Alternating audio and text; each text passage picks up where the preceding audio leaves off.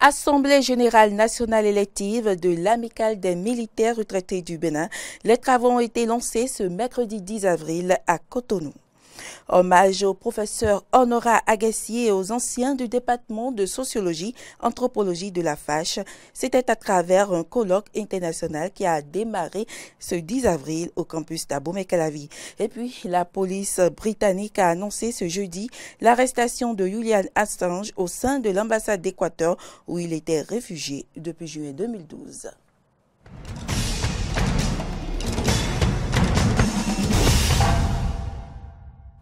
Mesdames et messieurs, bonjour et merci de nous rejoindre pour ce point de l'actualité.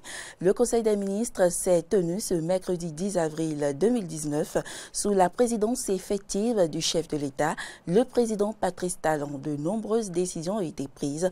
Suivons ici le compte rendu présenté par le ministre de la Culture, de la Jeunesse et des Sports, Oswald Omeki. Le Conseil des ministres s'est réuni ce mercredi 10 avril 2019 sous la présidence de M. Patrice Talon, président de la République, chef de l'État et chef du gouvernement. Au cours de la séance, les décisions ci-après ont été prises. Au titre des mesures normatives, mise en place de l'Agence nationale de mécanisation agricole ANAMA. L'opérationnalisation de cette agence permettra de relever à terme les défis actuels et futurs afin de faire face aux nouveaux enjeux du secteur, l'objectif visé étant de rendre notre agriculture plus compétitive. Agrément de société au régime préférentiel du Code des investissements. Le Conseil des ministres a adopté les décrets portant agrément au régime C du Code des investissements de la société Dongako Textile Sarl pour son projet d'installation d'une usine de fabrication de textiles, de la société Dongako Raffinerie d'huile végétale pour son projet d'installation d'une usine de fabrication d'huile végétale, de la société Dongako Savon Détergent Cosmétique Sarl pour son projet d'installation d'une usine de fabrication de savon de toilette, de savon de lessive et de détergent, et enfin de la société Dongako Papier Sarl pour son projet d'installation d'une usine de fabrication de papier rame et de papier toilette. Cession des usines de décortiquage du riz paddy de Malanville et de Glazoué au profit de la société de transformation de riz Sobetri SA. Protection de la façade maritime et de certains postes frontaliers terrestres du Bénin. L'opération, qui vise principalement à renforcer la sécurité autour de nos frontières et du port autonome, permettra de construire un nouveau centre national de contrôle maritime à Cotonou. Renforcer la surveillance et la protection des navires locaux contre les effets de la piraterie. Surveiller les zones de pollution et détecter les pollutions en mer. Améliorer la sécurité et la sûreté du trafic maritime sur le lac Nokoué et nos rivières intérieures. Les travaux entrant dans le cadre de l'Assemblée générale nationale élective de l'Amicale des militaires retraités du Bénin ont démarré dans la matinée de ce mercredi 10 avril 2019. C'était à l'amphithéâtre colonel Gaston Corvi au Kangezo que les 10 travaux ont été lancés officiellement par le colonel Monton-Kérékou, directeur de cabinet du ministre délégué auprès du président de la République en charge de la défense nationale. Plus de décisions dans ce reportage de Cano François Roubaix-Lirinto.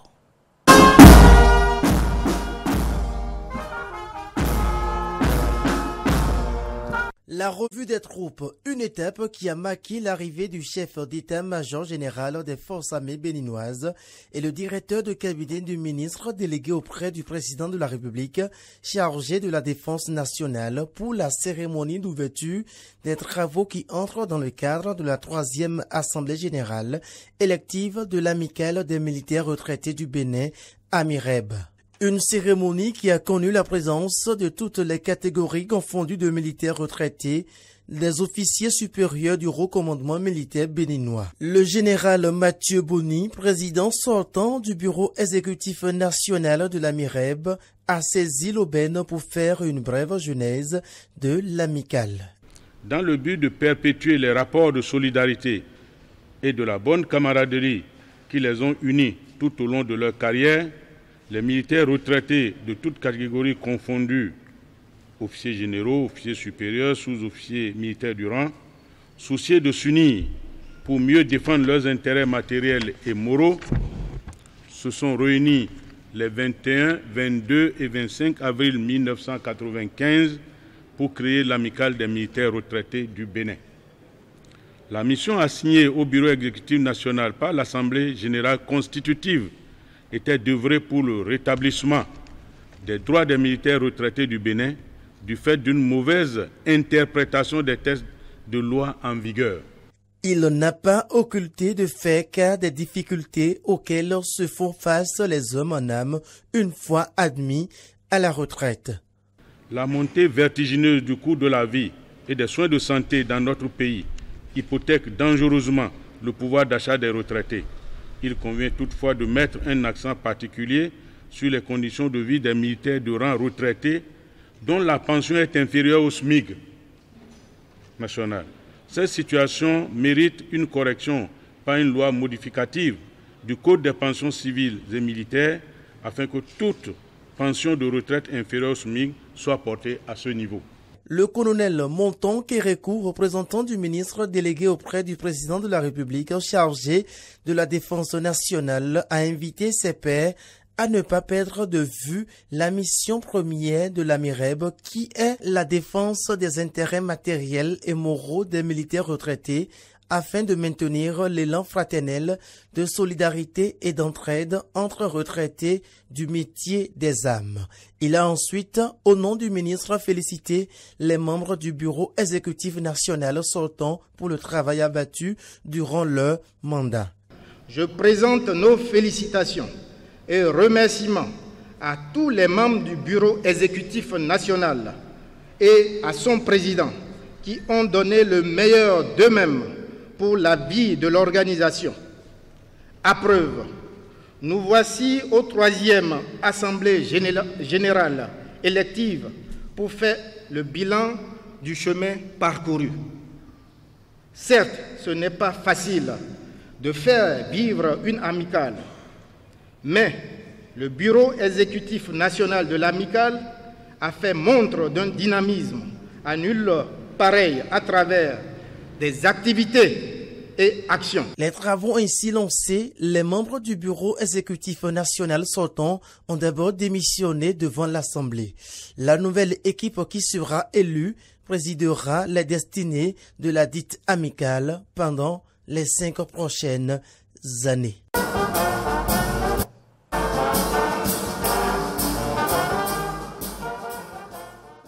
Et restons avec les hommes en uniforme. La collaboration douane et la police a permis de saisir 406 cartons et 33 bouteilles de boissons à Djegbadji dans la commune de Ouida.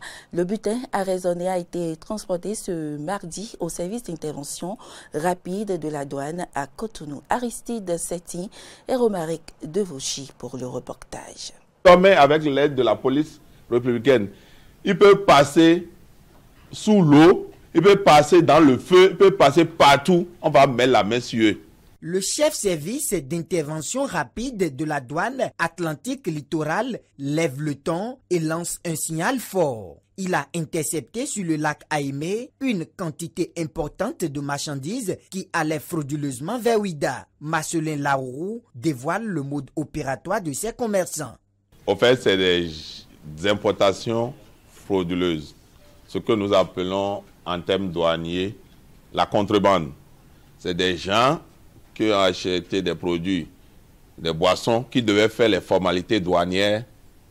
Mais étant donné peut-être qu'il y a des réformes en cours, ils ont préféré contourner le poste des douanes. Et ils pensaient que la plage était libre. Ils pouvaient décharger les produits comme ils voulaient. Malheureusement pour eux, ce sont été aux collègues de la police républicaine et les produits ont été confisqués et je crois que le commissaire même peut le dire, les interdictions furent. Ils n'ont pas pu mettre la main sur ceux qui ont importé. Vous savez, quand les gens sont sur l'eau, ils courent beaucoup. 406 cartons et 33 bouteilles. C'est la quantité de boissons arraisonnées par voie fluviale à Djegbadji dans la commune de Ouida, fruit d'une synergie d'action entre la douane et la police républicaine. Cette intention de certains commerçants de contourner les tasses telles que prévues par le code douanier est punie par la loi. Vous savez, pour ce dossier, le procureur a été saisi parce que ce que nous oublions, la faute douanière, c'est-à-dire le délit douanier, est toujours suivi d'une action en justice. Le code prévoit que quand on fait un PV de douane, nous devons transmettre ça au procureur de la République. Et l'aspect, il y a des peines d'emprisonnement. Quand vous prenez ce cas, par exemple, je ne parle pas du droit commun, ce qui est prévu par le code, c'est un emprisonnement ferme de 2 ans à 5 ans. Donc, que les gens comprennent. Et la partie procédure du droit commun revient aux collègues de la police, qui sont des officiers de police judiciaire et autres là. Toutefois, le commandant rassure. Et il y a des mesures d'accompagnement. Parce que quand vous prenez ce qui s'est passé, l'intéressé peut-être, normalement, si on avait calculé, allait payer autour de 4 millions et quelques. Mais si on doit lui appliquer la sanction, c'est pour payer près de 40 millions de francs CFA. C'est pour dire que le code douanier est très sévère. Quand vous venez vers le poste des douanes, il y a toujours, comment on appelle, une circonstance atténuante. Et vous savez qu'aujourd'hui, toutes les réformes en cours à la douane, le gouvernement a institué des circonstances, des mesures atténuantes. Donc, Ces boissons confisquées sont transportées au service d'intervention rapide de la douane à Cotonou pour des procédures judiciaires. Un colloque international en hommage au professeur Honora Agassi et aux anciens du département de sociologie et anthropologie de la FACH a démarré ce mercredi 10 avril au campus d'Abomey-Calavi. La sociologie et l'anthropologie au cœur du développement. C'est le thème de cette rencontre. La cérémonie d'ouverture de ce colloque a connu la présence des acteurs du monde scientifique. La faculté des sciences humaines et sociales FACH rend hommage à ses pères fondateurs. C'est à travers un colloque international débuté ce 10 avril et dont le thème est la sociologie et l'anthropologie au cœur du développement. La cérémonie d'ouverture de cet événement très peu commun au Bénin a eu lieu dans la salle Idriss Déby Itno de l'université d'Abomey-Calavi. Cette rencontre a connu la participation de plusieurs scientifiques venus de 13 pays. Dans le mot de bienvenue, le docteur Charles Lambert Babadjide, président du comité d'organisation, n'a pas manqué de préciser la raison du présent colloque. Éminents professeurs, mesdames et messieurs, pourquoi le présent colloque d'hommage aux anciens du département de sociologie et anthropologie au Bénin? Depuis 1975, c'est la première fois que ce département, à travers une cérémonie officielle, rend hommage à ses anciens. Un peuple doit avoir de la mémoire. Un peuple qui ne fait pas mémoire ne vit pas. Il faut vivre pour faire mémoire. Alors désormais, nous n'allons plus faire des hommages à titre posthume, mais il faut rendre hommage aux gens tant qu'ils sont encore en vie. Pour le professeur Adolphe Okpachavi, président du comité scientifique, il est important de rappeler le thème, les objectifs, les cibles, le contenu et les attentes du colloque. Le colloque sera pour nous une occasion pour identifier et analyser les évolutions en cours et les défis auxquels sont confrontés les sociologues et anthropologues dans un contexte de mondialisation. Sociologie et anthropologie au cœur du développement revêt, à mon avis, une double signification. On ne peut pas parler de développement sans parler de l'homme et de la société. Les autorités à divers niveaux, à savoir le douanier de la faculté des sciences humaines et sociales et le recteur de l'université d'Abomey-Calavi, ont souligné la portée sociale de la cérémonie. Rendre hommage à nos enseignants, nos guides de leur vivant fait partie désormais de devoir de reconnaissance, de gratitude que le personnel enseignant de chaque département, voire de toute la faculté, doit à leurs collègues qui ont eu la grâce de faire valoir leurs droits à la retraite. Ne l'oubliez jamais, les meilleurs et vrais hommages sont ceux qui sont rendus à titre intime. C'est une grâce divine pour le maître Honora Agassi d'avoir vécu cet événement de son vivant. Tout se déroule en sa présence et sous sa supervision. Rappelons que ce colloque international se poursuit jusqu'au vendredi 12 avril 2019. La cérémonie officielle d'hommage au professeur Honora Agassi et aux anciens du département de sociologie et anthropologie viendra mettre un thème à ce grand rendez-vous de ces éminences grises. Certains acteurs politiques de la mouvance présidentielle ont organisé ce mercredi une causerie débat à Cotonou pour se prononcer sur la charte des partis politiques, le code électoral et l'actualité politique nationale. Suivons le point avec Laurent Roland-Tonenkes et Fiac Voiton. Permettre aux citoyens de comprendre les implications de la charte des partis politiques, le code électoral et les entretenir sur l'actualité politique nationale, c'est ce qui a motivé la tenue d'une causerie débat au Champ d'Oiseaux de Cotonou ce mercredi 10 avril 2019. L'honorable Orden Aladati, l'ancien ministre Gaston Zossou et Dame Laurentine Adossou Davor se sont durant 3 heures prêtés à l'exercice d'explication. La vulgarisation des textes de loi. Ce n'est pas l'œuvre des députés simplement, c'est l'œuvre de tout le monde. Dès que nous avons voté la loi, même le cercle Goa, tout le monde devrait se l'approprier. Les députés aussi. Du quitus fiscal à la caution, rien n'a été occulté pour expliquer à cette séance les avantages du code électoral et de la charte des partis politiques, mais également les problèmes posés par l'opposition. Nous avons parlé de quitus fiscal. Aujourd'hui, par exemple, il y a une partie de la classe politique qui estime « Oui, nous avons été toujours d'accord avec le quitus fiscal. » Faux. Les amis de l'opposition, par exemple, ont combattu le quitus fiscal. L'autre chose, c'est la caution. Elle paraît exorbitante. Mais nous voulons régler un problème.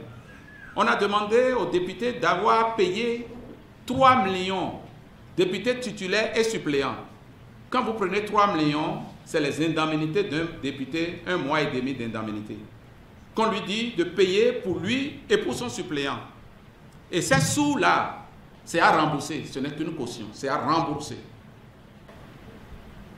Quand on est un parti et que c'est les progressistes, quand vous prenez les progressistes qui sont de la social-démocratie, ils sont un peu choqués par le rôle de l'argent. Mais nous avons un problème urgent à régler et on est obligé de régler ce problème. Et je vous dis, ce n'est pas exorbitant. Je dis, le député, s'il est élu, ça fait 1 mois et demi de ses indemnités, le député n'ayant pas de salaire. Nous avons cherché le consensus aussi par rapport au code, un séminaire et tout ça. Et à l'aboutissement, certains ont dit non, d'autres ont dit oui. Qui sont ceux qui sont pour, ceux qui sont pour, qui sont contre. Ceux qui ont été pour, ça fait autour de 60 personnes. Ceux qui ont été contre, c'était une vingtaine. En démocratie, lorsque vous avez fini de discuter, la minorité se plie à la majorité, à condition que le processus soit inclusif. Et le processus, il a été inclusif. Voilà ce qu'on a mis dans la charte. Gaston Zossou, prenant la parole en appui à l'honorable Orden Aladati, s'est prononcé sur l'actualité politique nationale. Les participants à cette causerie débat, appréciant cette initiative, n'ont pas manqué de poser des questions, mais également ont souhaité que de telles initiatives soient multipliées et organisées en langue nationale pour informer les populations analphabètes. Ce qui ne manquera d'ailleurs pas à cette première séance. Laurentine Adossou Davor, à la suite de l'honorable Orden Aladati et Gaston Zossou, a entretenu les femmes pendant une 30aine de minutes en langue nationale fond. Et puis le photojournaliste Bob Chakouri, décédé lundi dernier, a été inhumé mardi matin au cimetière musulman de PK14. Des témoignages sur ce journaliste, nous en avons recueilli. Suivez plutôt.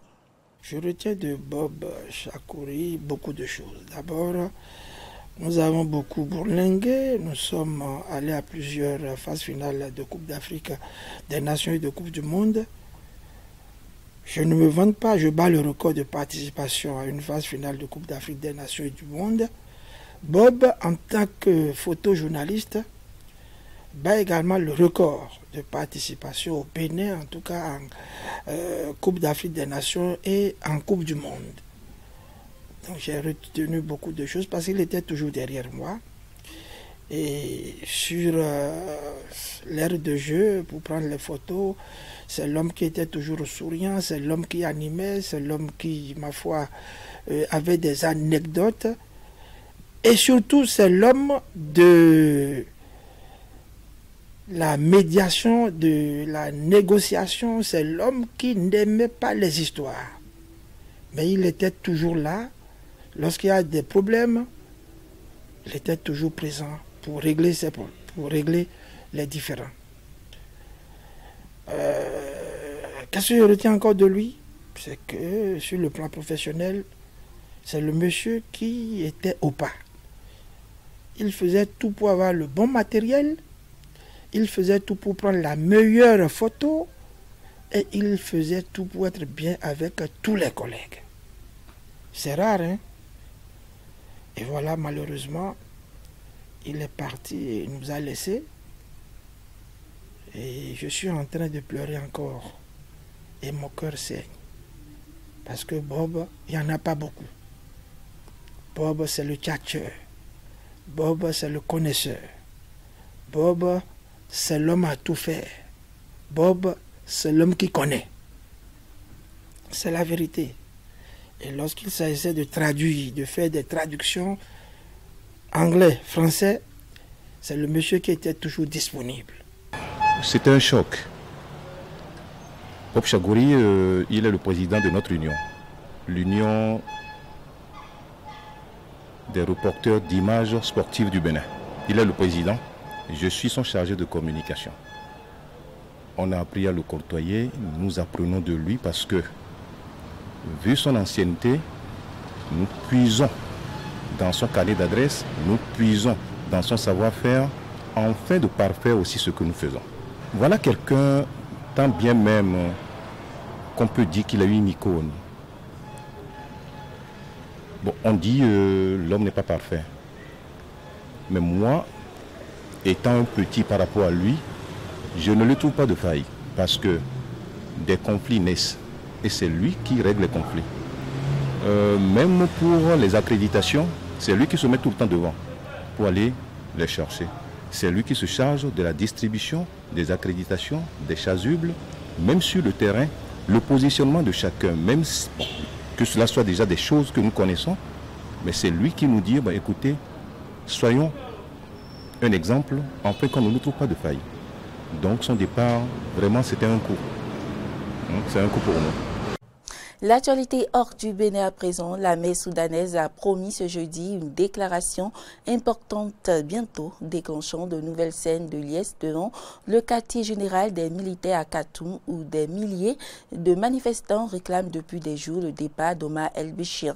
La télévision nationale a interrompu tôt ce matin ses programmes pour diffuser en boucle des chants patriotiques et militaires. Importante annonce des forces armées sous peu, pouvait-on lire sur un bandeau figé en bas de l'écran. Quelques 700 militaires français et 150 Maliens mobilisés.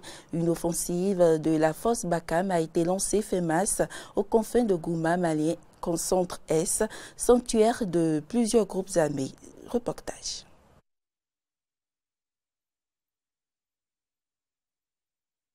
Une trentaine de véhicules blindés et de camions de ravitaillement s'élancent sur la RN16 entre Gossi et Ombori, au centre du Mali, dans le Gourma, zone frontalière du Burkina Faso.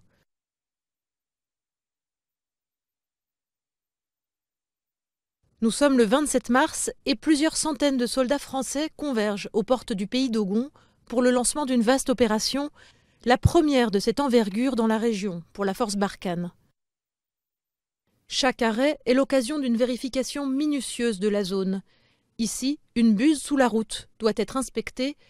Principale crainte des soldats, les mines, généralement actionnées à distance, comme celle qui coûtera la vie à un médecin militaire quelques jours plus tard, un peu plus au sud. À l'intérieur des véhicules blindés, pas de climatisation, mais de la bonne humeur. Dédé, Corbiche, Flo, des soldats du 126e régiment d'infanterie pour la plupart. Ils ont quitté Brive-la-Gaillarde depuis février et sont en opération extérieure pour 4 mois. Pour Kevin, 22 ans et bientôt papa, c'est la première OPEX. Chez moi, j'ai décidé de faire ce métier-là parce que déjà, j'aime le risque, j'aime le fait de dire aussi au final que je protège mes proches, que je sers mon pays, que j'aide mon prochain, que j'aide mes anciens, etc. Et que je suis, quoi. Il y a des gens qui se sont battus pour qu'on puisse être là. Donc je vois pas pourquoi nous, on pourrait pas prendre la même voie, en fait. Ce que j'aime bien quand on est en OPEX ou que ce soit sur le territoire, en fait, c'est la cohésion, en fait, la vie de famille en fait, qu'on a ici à l'armée. En fait, c'est pas donné à tout le monde. La vie du convoi, ce sont aussi des temps morts. Quand il faut s'arrêter pendant plusieurs heures, les soldats jouent aux cartes ou aux échecs, des moments qui forgent aussi l'esprit de groupe. Le convoi s'installe pour la nuit, en base avancée provisoire. Les véhicules blindés servent de protection au campement pour une nuit à la belle étoile. Un peu de lecture, après un bon dépoussiérage des armes. Au Sahel, le sable s'immisce partout.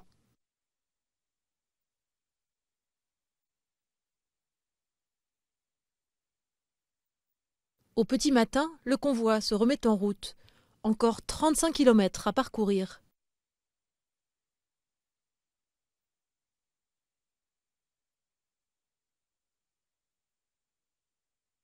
Trois heures de route supplémentaires seront nécessaires pour rejoindre la base des forces armées maliennes qui sert de point de départ à cette opération majeure. La végétation change, quelques reliefs commencent à apparaître et avec eux les craintes d'un terrain plus complexe. Plus on se rapproche de la frontière avec le Burkina Faso, plus les groupes armés terroristes sont présents. On traverse enfin la ville d'Ombori, avec ses hôtels, témoins d'une époque plus propice au tourisme. Le paysage est à couper le souffle, mais pour les soldats, pas le temps de l'admirer. Une ration militaire et il faut se remettre en route. Inutile de chauffer les conserves, par plus de 40 degrés à l'ombre, au plus fort de la saison chaude, elles sont à point.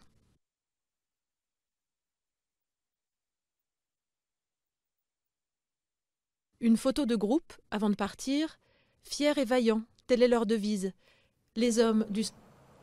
Julian Assange a été arrêté à Londres ce jeudi. La police britannique a confirmé dans un communiqué l'interpellation du fondateur de Wikileaks au sein même de l'ambassade d'Équateur où il était réfugié depuis 2012. Il faut préciser que l'Équateur a mis fin illégalement à l'asile politique accordé à Julian Assange. Mesdames, Messieurs, ce sera tout pour cette édition. Merci pour l'attention et à demain.